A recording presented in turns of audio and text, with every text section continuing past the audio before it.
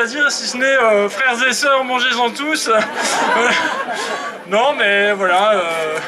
Je suis content que vous soyez là aussi, de votre Pardon.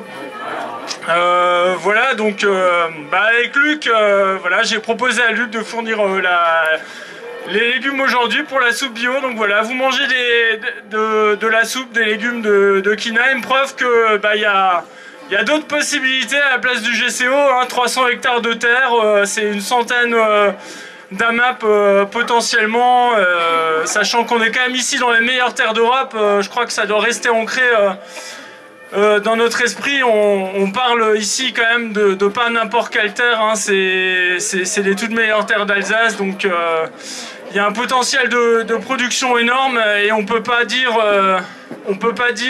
qu'on organise les pôles urbains, qu'on organise tous les pôles d'habitat, de transport d'un côté et puis l'agriculture de l'autre. Ça marche pas comme ça. Les bonnes terres, elles sont à proximité des pôles urbains, il faut les préserver. C'est comme ça qu'on va faire de l'agriculture locale.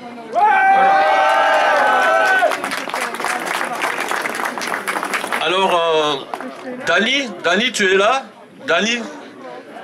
Donc, je salue aussi Dany Karcher, le maire de Kolbsheim. C'est juste pour une petite anecdote très rapide. Michel Temelot m'a rappelé quelque chose que j'avais oublié. Je rappelais de ça il y a une trentaine d'années. Autour de Pfettisheim, il y avait 3 petits hameaux, enfin 3 petits villages, mais qui faisaient partie historiquement de la commune de Pfettisheim, d'accord? Ces villages ont disparu, ces hameaux, guerre des paysans, guerre de 30 ans, etc. Et un de ces 3 villages s'appelait Kolbsheim. C'est quand même incroyable qu'un des 3 villages faisant partie de la commune de Pfettisheim s'appelait Kolbsheim. Alors il a disparu, d'accord, mais il n'était pas sur le tracé du GCO, hein, donc ne lui voyez pas de relation. Et donc, si Dany veut nous dire un petit mot rapide, ou sinon, parce que les élus de Pulgrisheim et de Griesheim se sont déjà exprimés. René, si tu veux encore dire un mot, pas de souci. Sinon, je vais laisser la parole. Alors, avec nous, il y a aussi toutes les associations d'usagers de transport collectif font partie du collectif. Donc tous les gens qui réfléchissent aux bonnes solutions pour éviter que tout le monde se mette dans le même entonnoir, parce que finalement aux heures de pointe, nous tous dans notre secteur, on va dans le même entonnoir. Et jamais une autoroute de contournement ne pourra régler ce problème-là. Donc il faut bien trouver d'autres solutions.